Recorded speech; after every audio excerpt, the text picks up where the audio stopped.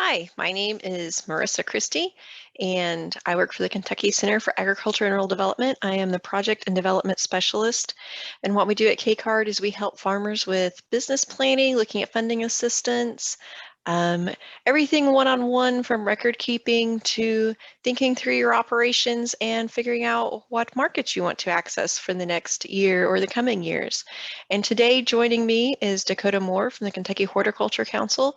We are here giving you a presentation for Oak Conference in 2022 on crop insurance basics for specialty crop growers. And also, it's a specialty crop, but really it has a lot to do with organic growers because anything where you can get a price premium, the crop insurance options are a little different than if you were growing conventional wheat, soybeans, or corn. So why do you consider crop insurance? One of the main reasons to consider crop insurance is because you might need it for the terms of a loan. If you're looking at getting an operating loan or something, some lenders might want you to have it because it could help guarantee some sort of revenue. The other reason to get crop insurance is to protect in the investment of your farm. If your farm is a large portion of your household income, then you do need to be able to protect that investment to know that you can cover your household expenses that year and be able to replant next year. And crop insurance, and something that is as at times unreliable because of the weather and other factors as farming, can be a little bit of a safety net to make you know that you're going to get through the year and on to next year. And hopefully it doesn't create as much of a hardship if something goes wrong. So one of the things that I think people need to keep in mind when considering crop insurance is what would happen if they did lose some of that income. Without that income, a lot of people would have difficulty planting the next year. They might, I know that me personally, farm revenue actually helped pay for my college education, specifically my books most of the time was from farm revenue. So those things are important. Think about what you would depend on for that farm revenue. So what does work for small and specialty crop organic growers? The main program that I think of and that is really underutilized in Kentucky is whole farm revenue protection. It's great for farms that have organic products, you're doing direct marketing, you're preserving the identity. So that means it's either your brand or it's from Kentucky or they know what farm or what county. Those things that allow you to get more money for your crop than if you were selling it as a commodity on the wholesale market. It does require a lot of record keeping, but if you're already doing organic and you have an organic certification, then you are probably doing like 90% of the record keeping necessary. The other two programs, which Dakota will go over in a little bit, are the Farm Service Agency programs, the Non-Insured Crop Disaster Assistance Program, more commonly known as NAPA, which does have a special program for organic farmers, and the Tree Assistance Program, which isn't something you have to sign up beforehand, but if you have some organic fruit trees that have some damage, this is going to let you know how to report that and hopefully either get your trees repaired or replaced. So what you need, it looks like a really long list, but it's not that bad. You need to have your farm serial number. That's your FSN. You get that at the Farm Service Agency office. You also need to know what you're growing. Is it organic? Is it irrigated? What variety? How you're going to use it? Are you making it into salsa? Are you selling it as whole tomatoes? Your production, some of your production history, planting dates, what your fields are used for, and if you have it, the total quantity of all the crops that you have for the last 3 to 5 years. In addition, you need to know on the fruit trees, age, spacing, those sorts of basics for fruit trees, because that's what lets people know the amount of coverage. For whole farm revenue protection, we have less than 10, I think, in 2021 policies in Kentucky, and that's a problem because it actually is one of the best ways to ensure a small diversified farm, and it includes your value added products. So that's what fits you, because while it can require record keeping, you're going to get a lot different price for carrots, for example, if you're doing wholesale versus if you're marketing them to restaurants or if they're part of your CSA. That's going to be very, very different. And the record keeping, if you're not direct marketing, when I say direct marketing, I'm talking about selling directly to individual customers, but even also restaurants, grocery stores, anything where you are not just selling it to someone who's going to resell it to a restaurant, grocery store will qualify as direct marketing in this instance. You're selling it directly to the end user. And in that case, the record keeping actually becomes a little bit less. Under all the whole farm revenue, everything on your farm can be included unless there's something that you already have insurance on. Like if you also grow some soybeans, that would be excluded. You know, you could have hay, you could have cattle, and you could have pumpkins together on a policy, and no one would bat an eye. It is available in every county. It does cover every crop in every county. So, for example, if you are in Harlan County, Kentucky, and you have apples and you have sheep and you have, I don't know, maybe you're doing some blueberries, that actually would go under one policy and is coverable in Harlan County, Kentucky under whole farm revenue. And the big thing about it is that rather than protecting for a loss in yield, it protects you against a loss in revenue or sales. So anything that causes you a loss in sales is what they're looking for here. So it could be loss of a market, your price goes down, or there's a yield problem for whatever reason. So the micro policy is new this year. It's specifically for farms that are less than $100,000, which many of our organic growers in Kentucky are. As a matter of fact, most are, to my knowledge. We've worked with several of them at KCARD. So this was made for you. And they have simplified it by saying that you do not have to have sales records by crop. Here in a little while, you're going to hear me talk about having 3 different commodities or 3 different crops. If you qualify for the micro farm, you don't have to worry about that. They go ahead and tick that box for you. So it's going to make your policy act like you have 3 distinct crops. And if you're selling a CSA, rather than trying to figure out how much sales you have in each type, like how much of this CSA is tomato versus cucumber versus squash versus kale, you don't have to worry about that. It's all just together. You don't have to worry about how much of your field was cucumbers versus zucchini. They stick all this together, which makes the record keeping for the micro farm a lot simpler. You do still need to have at least 3 consecutive years of tax records. You know, we talked about it's about how much your sales is, so it's based on your previous sales. So if you've been honest on your tax records, this works in your favor now because they're going to take those sales numbers from your tax records for the last 3 to 5 years, depending on how long you've been farming, and average it together, factor in if you have any growth, and that's going to become your approved revenue. So your approved revenue is what you can insure a percentage of through the microfarm policy and the whole farm, which microfarm is part of the whole farm. So revenue from all your commodities or all your crop included in value added. So even if you were selling salsa with your tomatoes, that's included too. It doesn't include vertically integrated operations. This does not discount people who have farm stores. Now, if you have farm stores that are selling water or other souvenirs that are not part of the things made on your farm, that would have to be excluded from your revenue picture. That can't be part of your approved revenue. And there is a discount for farms with diversified operations, and most people using micro farms policy would have a diverse operation. So how much coverage can you get? You can get up to 85%. Let's pretend you had $50,000 in approved revenue, right? So that would mean that you want to insure 85% of that. So that would mean that you would be right at $42,500. You can insure $42,500. So if your sales drop below $42,500, you would be eligible to get a payout. So basically it's saying like, all right, we think you're going to sell $50,000 of products this year, but something happened. You lost a market, the tomatoes had a terrible disease, or something happened that you couldn't sell all the beef that you usually do, your USDA processed beef. Well, this year, you only sold 40,000 instead of, and you had it insured at 42,000. Well, that means you get $2,000. There's a little bit of paperwork to it, but that's the gist of it.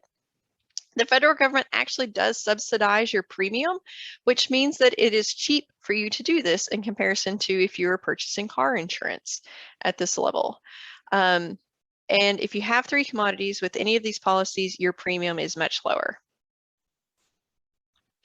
So let's say you had a farm that was about $97,000 of approved revenue. We just put that number up there and hopeful expectation that people will be reaching this revenue point or have surpassed it. But you can see on this slide that if you wanted to cover you could do anything from 85% all the way down to 50%. And the 50% coverage, that's not a lot.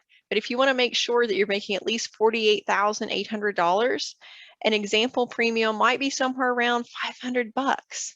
If you wanted to insure 75% of that $97,000 or right at $73,000, your premium after the government subsidy, which you never have to worry about paying, is $1,300. They pay it off the top. So for $1,300, you're getting an insurance policy that your revenue should be at least $73,000. That's not too shabby. And if you're thinking about it, like, oh, that's $1,300 that I may never see again. Well, in some ways, you hope it isn't. It is literally an insurance policy to ensure your farm revenue and that you can feed your family, plant the next year, pay for the things that you need to pay, and it's still cheaper than having to take out an operating loan if it all goes bad or something terrible happens. Because, if you were hoping to get $97,000 out of your farm that year and you only get $60,000, I guarantee you that 13 grand will seem like a lot at that point. If you had 75% coverage. So that's not too shabby. I've dealt with enough farmers in straits of looking at how they're going to move forward because something unexpected has happened that I really wish that more people would look into this. So how to get coverage? Find an agent. This is not sold through your FSA office. Many of you are probably familiar with NAPA, which we're going to go over in just a moment, but this is sold through approved agents, and go to RMA or Risk Management Agency, go to their website and you can locate an agent. Another way is there are some agents in the state that do want to do these policies. A lot of those will be attending conferences where they could potentially sell those policies. They are, other people who grow specialty crops may know about them. Like I said, there's only like 8 or 10 policies last year in the state. So you may be able to reach out to somebody that has it or has had it and see who they've used. Ask the right questions when you first get an agent. When you say, hey, I want to cover apples, cattle and hay in Letcher County, Kentucky. And they're like, no, we can't do that. That should tell you that that agent is not familiar with whole farm. Whole farm is different than a lot of the other policies because rather than basing it on your acreage and averages of yields per acre and the price that people usually get for corn or soybeans, this is based on your revenue. They have to be comfortable going through your tax documents and they have to be comfortable with filling out the insurance forms. It has to be worth their time. So the other thing you want to do is have your records ready. If you need to have 3 to 5 years of your history in order to be able to fill this out. So if you're a new farmer, I would actually recommend that you look at NAPA. That would be a good way to go. It's not going to give you as much coverage, but stay tuned and Dakota will talk about buying up and organic crops in NAPA. So you want to start looking at whole farm now. The deadline is March 15th. It's going to take an agent a while to work with you.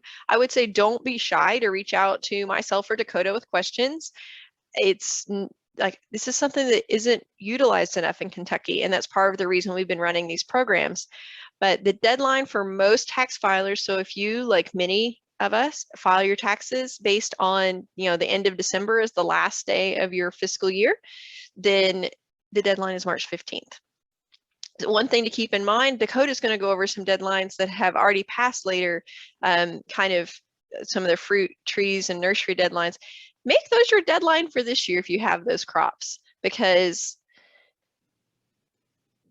they may have passed for last year, but make sure you get it done this year. And if you want to have it covers this year, I would recommend starting to reach out to an agent now, just so you can schedule the meetings, get your paperwork, and start moving forward with it. So what happens if you do need to have a claim? Something went wrong. There was bad weather. It's too hot, too cold, too windy, too dry. There's rain, no rain, or there's hail.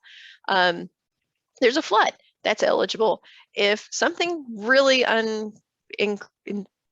unexpected happens, which at this point we expect, but I would think a volcano would be pretty unexpected. It is covered, but so are earthquakes and unusual insect infestation. And then also if you lose a market, let's say that you've been selling CSAs to a specific place and you had a pickup there and you had 50 or 100 customers there, maybe even 20 customers there, and you lost that market.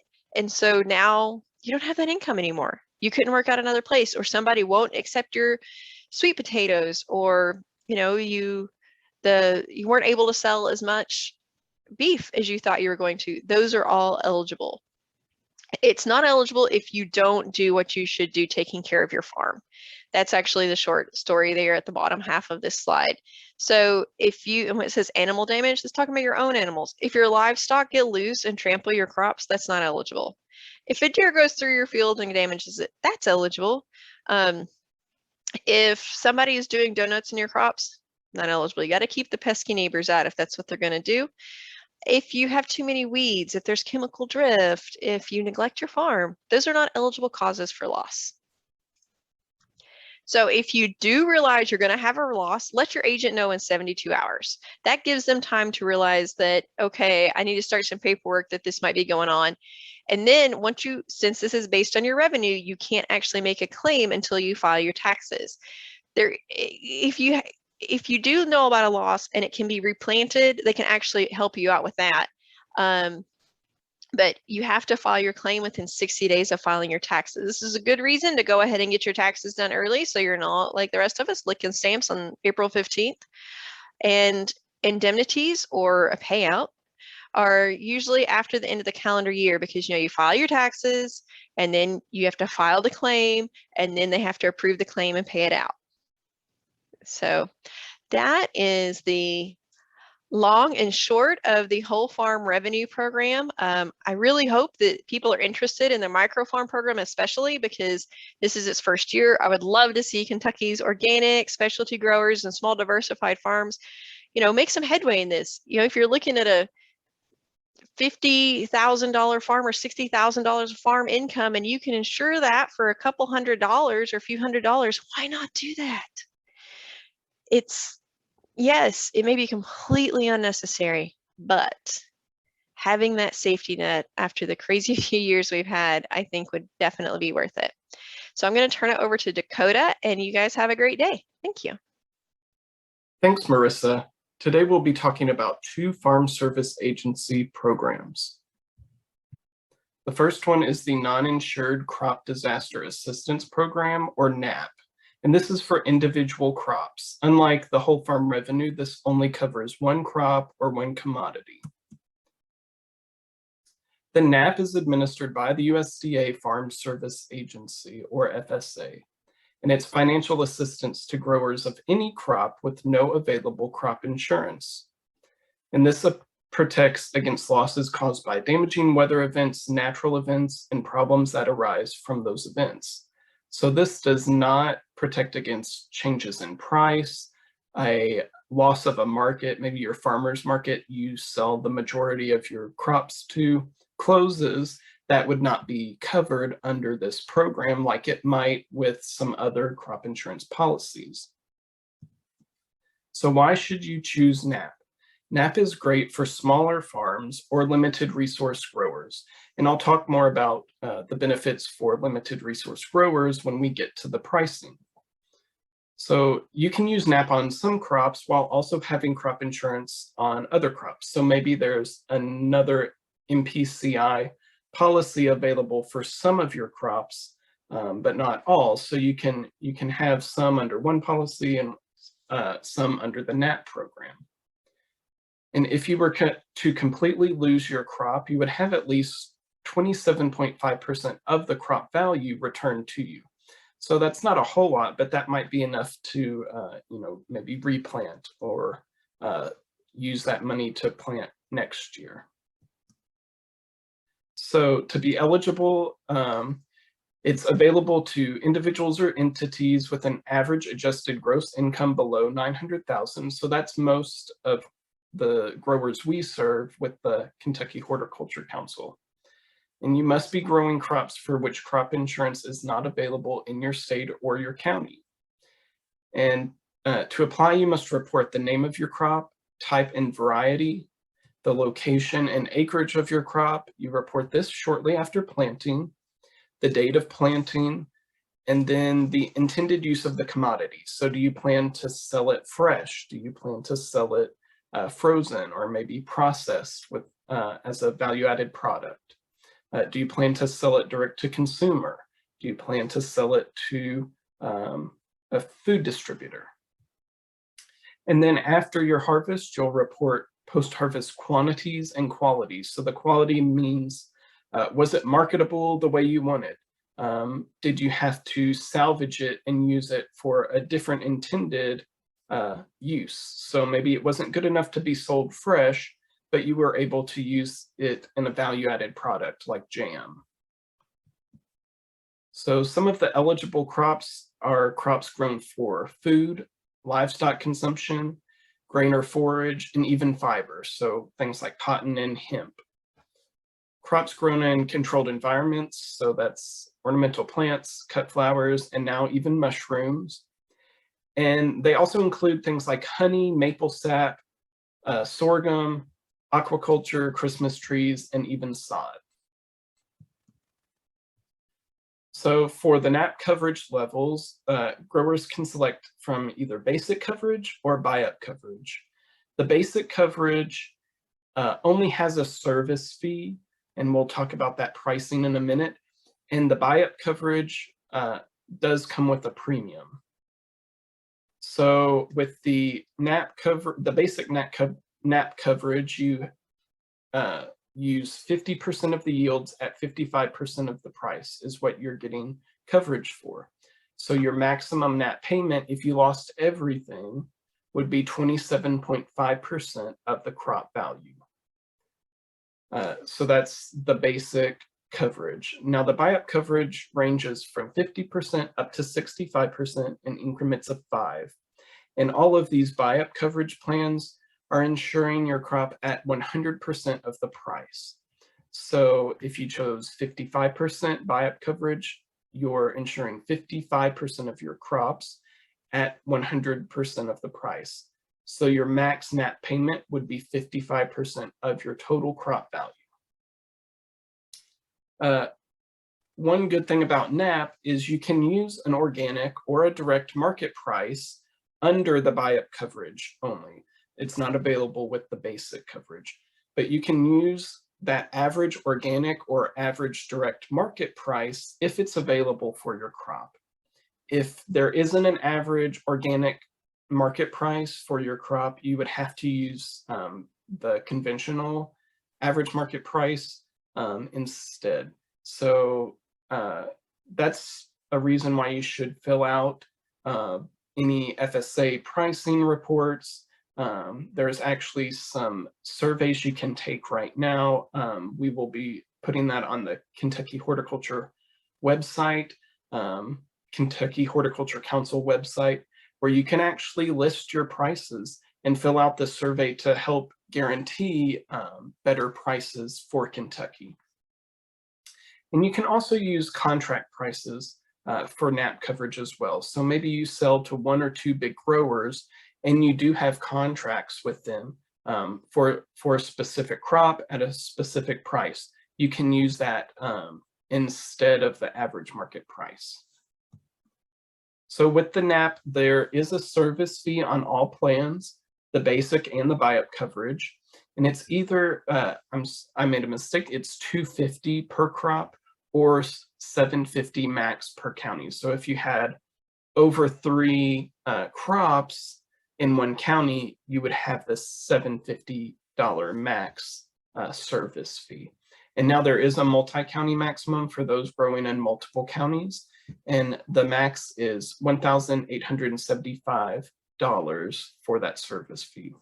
And then the premiums are calculated specifically for each application. So it's based on your crop acreage and your yield, the coverage level you select, and then the market price you end up using.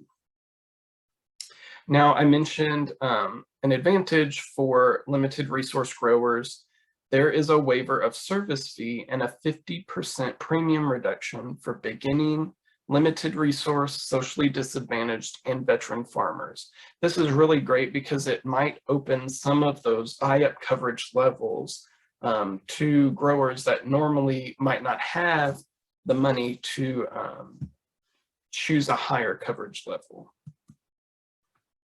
So here's some application dates for the 2022 growing season. If you were growing strawberries and ginseng, you would have needed to apply by September 1st of 2021. If you were growing flowers, mushrooms, sod, and Christmas trees, your deadline was September 30th. If you were growing most perennial fruit and nut crops, that deadline was November 20th. And then it was December 31st, 2021 for honey. So it might be too late to apply if you're growing any of those 4 categories listed, but there's still time to apply if you're growing most vegetable and annual fruit crops. And you can always be thinking ahead to next year. The dates are usually about the same time, so just keep an eye out on those. So if you do have loss, you need to fill out application for payment and a notice of a loss within 15 days of whichever the following occurs first. So either a natural disaster occurrence, a final planting date if planting was prevented by a natural disaster. So say because of flooding, you weren't able to plant for maybe a month late, and then for a fact your yield is going to be down, or you're going to have some loss due to that. You would need to make a notice of loss then. The date the damage or the loss of the crop is found. So maybe you didn't realize you had loss after a natural disaster came through. You could then, once you notice that loss, you need to let your FSA know that you had the loss. And then a normal harvest date. So maybe you didn't notice loss until after you harvested, and then you can make that application. And then for some crops that are maybe hand harvested or very perishable, they must be reported within 72 hours of when the loss becomes apparent. And when you apply for the NAP, they're going to tell you if the crop you're getting coverage for is one of those crops. And next we'll move on to the Tree Assistance Program, or TAP. So this is for nursery, tree, and orchard crops. It is also administered by the FSA, and it's available to nursery tree growers and orchardists. And this is financial assistance to replant or rehabilitate trees, bushes, and vines that are lost to natural disaster or plant disease. So what kind of trees are covered? This is ornamental, fruit, nut, and Christmas trees. This does not include timber trees. So this can be for apple trees you might be growing for the apples. This could also include apple trees you're growing in containers or in ground that you then plan to sell. So it can be for the tree itself that you're planning to sell, or the produce from the tree. This includes trees, bushes, and vines that are grown on owned or rented land. So I know a lot of nursery growers rent the land they're on. They may not own that land, and so this does cover crops on rented land. And the assistance is available for up to 1,000 acres per grower. So that's a lot of trees.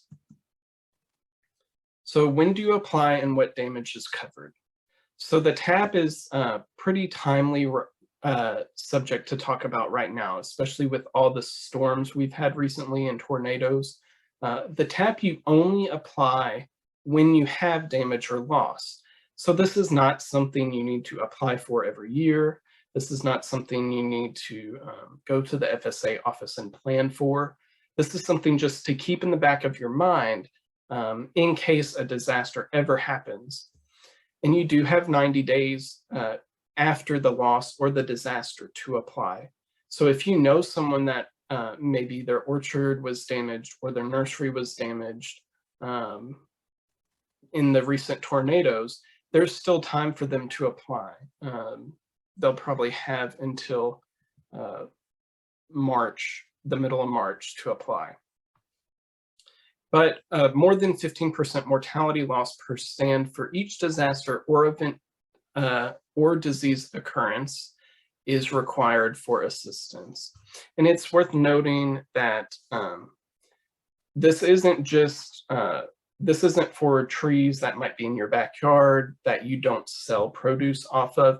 You do have to be selling the produce or selling the trees themselves to apply. So maybe you lost a tree or two in the storms. Unless you're selling that, the produce from that tree, this would not be for you. So TAP payments, they're pretty simple. So for established growers, you would receive the lesser of the 65% of actual replanting cost or 50% of the actual cost of rehabilitation. So the FSA would determine if it would, maybe it's going to be more to rehabilitate your trees. So they would give you the 65% of the actual replanting cost. For beginning or veteran growers, it's the lesser of 75% of actual replanting cost or 75% of actual cost of rehabilitation. So this is another benefit for beginning farmers or farmers and growers who have served. And just some quick reminders for the FSA. Contact your local FSA office before you go in to make sure you have all the farm reports and filings needed to begin the NAP or the TAP process. You will need the farm serial number. You'll need some crop reports filled out for them. They'll probably want you to fill out the NAP pricing survey. They'll be able to tell you what reports and filings from their office that you need before you can apply, in addition to records you should have. And also call the FSA office before you go in. I know a lot of them are still not allowing visitors inside yet, so you want to make sure that they'll actually be able to help you when you go there and you won't be waiting for a long time. It's probably better to set up an appointment anyway to make sure they have the time to help you.